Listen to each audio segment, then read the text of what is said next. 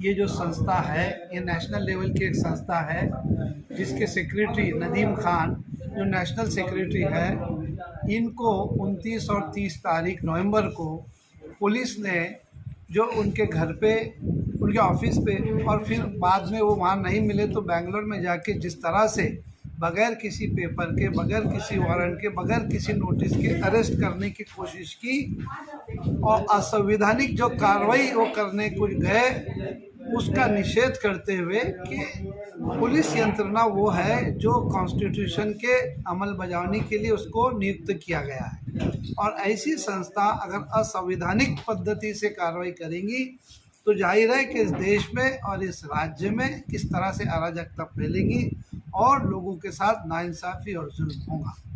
तो हम जी नदीम खान की तरह और भी लोग हैं देश में। जी नदीम खान की तरह और भी कई ऐसे लोग हैं, तो हम यही चाहते थे कि इसको एक मिसाल बना के कि किसी के भी साथ चाहे कोई भी हो, जैसा आज आपने देखा कि बनारस में सर्व सेवा संघ के जो लोग हैं वो जिनको आज अरेस्ट किया गया, हालांकि वो बहुत ही शांतिपूर्वक 87 दिन से वहाँ पर अपना सत्याग्रह में बैठे थे, बहुत ही शांतिपूर्वक तरीके से, जो कि कॉन्स्टिट्यूशन ने हमको राइट दिया है, तो उसका भी हम निषेध करते हैं।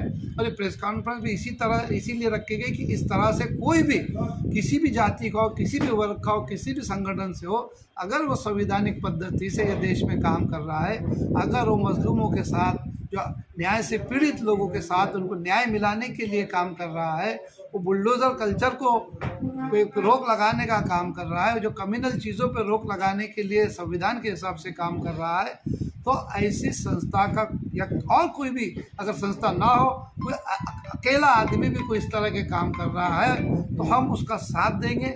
उसकी जो भी असंवैधानिक तरीके से उसके साथ जो व्यवहार किया जाएगा उसको हम कंडेम करेंगे और उसको न्याय मिलाने के लिए उसके साथ हम हमेशा साथ में रहेंगे। उमर खालिद और शाहरुख पठान के बारे में क्या कहेंगे? देखो, कुछ चीज़ें ऐसी है कि जहाँ आके हमको दीवार से नज़र आती है। उमर खालिद और जो आपने नाम लिया, उनके लिए सारी कोशिशें सुप्रीम कोर्ट तक की गई। सुप्रीम कोर्ट के जजेस ने भी कहा कि हम सबको जो हमारा अधिकार है, किसी भी इंसान का अधिकार है कि उसको बेल दिया जाए, लेकिन वो लोग भी उसमें नाकाम रहे, या वो लोग भी क्यों ना दे पाए, इसलिए एक बड़ा क्वेश्चन मार्क है उसके ताल्लुक से, क्योंकि न्यायपालिका में इशू है, हम उसके ताल्लुक से बहुत ज़्यादा नहीं बोल सकते।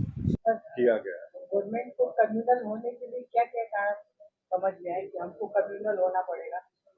क्योंकि इस सरकार ने कम्युनल होकर उसका जो नफा उनको राजनीति और सत्ता हड़पने के लिए मिलता है वो देखा है, और इसलिए वो ज्यादा से ज्यादा कम्युनल पोलराइजेशन को अपना कर्तव्य समझने लगी है। गवर्नमेंट मुस्लिम समुदाय को लेकर टारगेट कर रही है और उसके साथ मुसलमानों को सब कहीं ना कहीं बुलडोजर कभी कोई जांच लगा रही है, इसके बारे में क्या कहें? ये भले से मुस्लिम समुदाय के खिलाफ का प्रोग्राम वो कर रहे हो, लेकिन उसमें से वो सारे जो माइनॉरिटीज हैं उनको एक सिग्नल भेज रही है कि आप भी लाइन में रहिए वरना आपका नंबर भी आएगा। जैसा कि आपने कहा था कि एजीएम का मुद्दा लेकर, तो एजीएम तो विपक्ष यानी कांग्रेस लेकर आई थी, तो कांग्रेस बोलने में नाकामयाब रही, इसके बारे में क्या कहें?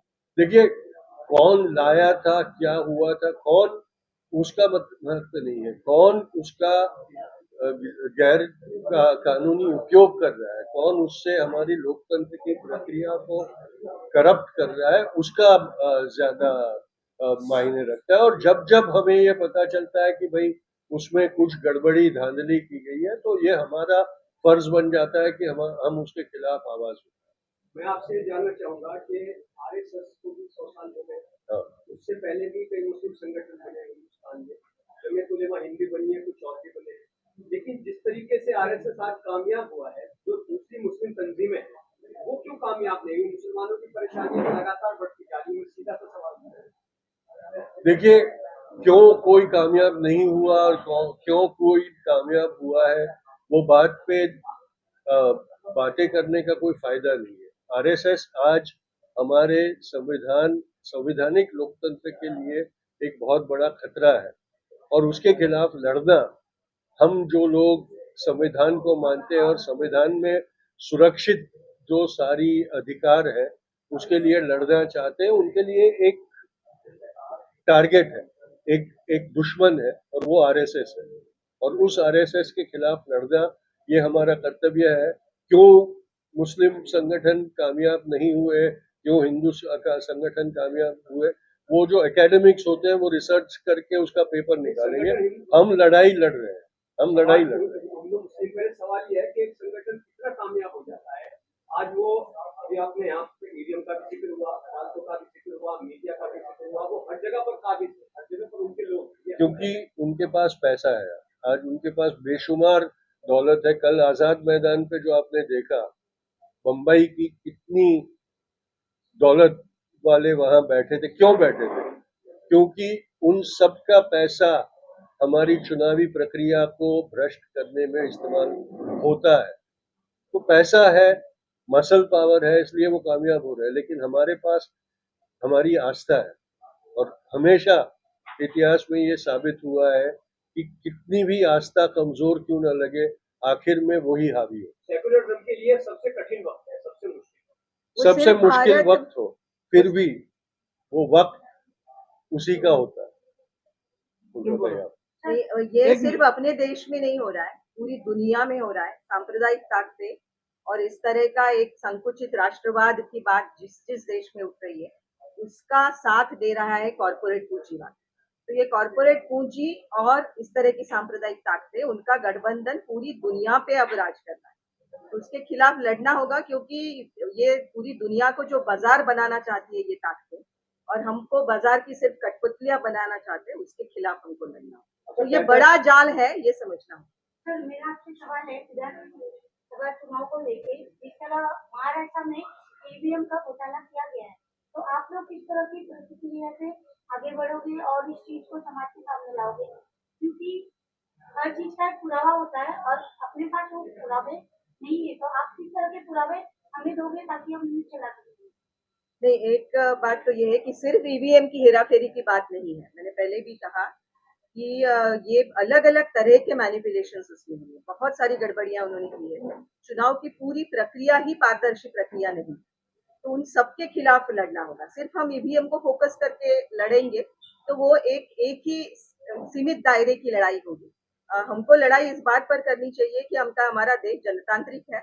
यहाँ पे आम जो जनता है, यहाँ की जो आवाम है, उसको सबसे ज्यादा अधिकार है, और उसको फंसा कर उसके साथ हेरा फेरी करके आप चुनाव जीतते हो, ये जनतंत्र के खिलाफ। तो इन सबके खिलाफ लड़ाई होनी चाहिए। लड़ाई की शुरुआत हो चुकी है, अलग अलग गांव के लोग भी अपने अपने तरीके से उसके खिलाफ आवाज उठा रहे हैं। आप लोग की क्या रणनीति रहेगी? नहीं, हम इस चीज को रोका जाएगा? नहीं, हम अलग अलग जो ये प्रक्रियाएं चल रही है उन सबको एक साथ जोड़ने की कोशिश करें। हम लोग सबको इकट्ठा करके जो सारी शक्तियां, नागरिक सोसाइटी के एक्टिविस्ट लोग अभी बात उठा रहे हैं, जिनको ये चिंता है कि चुनावी प्रक्रिया में बहुत बड़ा घोटाला हुआ है, उनको सबको साथ लाएंगे और फिर एक यूनाइटेड स्ट्रेटेजी बनाएंगे और लड़ेंगे। ये ऐसा नहीं है कि आज यहाँ मोर्चा ले गए, कल ईवीएम पे लिया, कल परसों कहीं और लिया। इसके लिए एक संघर्ष करना होगा, और जब संघर्ष करना होता है तो पहले रणनीति बनानी चाहिए। वो रणनीति हम बैठ के बनाएंगे आने वाले मेरा दूसरा सवाल है, जिस तरह योगी आदित्यनाथ जी ने कहा था कटेंगे तो बटेंगे, इसमें आप लोग क्या प्रतिक्रिया करोगे? क्या उनके पर केस करोगे या आप लोगों की कुछ याचिका दायर हो चुकी है, उसकी जानकारी हमें दीजिए। बटेंगे तो कटेंगे उनकी मानसिकता का एक प्रदर्शन था कि जहां वो एक संप्रदाय, एक समुदाय के अंदर डर की भावना बिठाना चाहते हैं। ये हेट स्पीच का ही एक नमूना है। हेट स्पीच के खिलाफ सुप्रीम कोर्ट में याचिकाएं ऑलरेडी दर्ज है, उन पर सुनवाई हो रही है। जितनी त्वरा से होनी चाहिए, जितनी अहमियत मिलनी चाहिए, नहीं मिल रही, लेकिन वो लड़ाई जारी है। और ये सारे जो इंसिडेंट्स बन रहे हैं, प्रधानमंत्री ने का भी जो एक है तो सेफ है, वो भी इसी की श्रृंखला की अगली कड़ी है कि वो एक संप्रदाय को बोल रहे हैं, डरा रहे हैं कि आप डरते रहो। तो ये साइड के खिलाफ भी जब ये होगा तब उसमें ये ऐड जाएगा। आपसे लगता है कि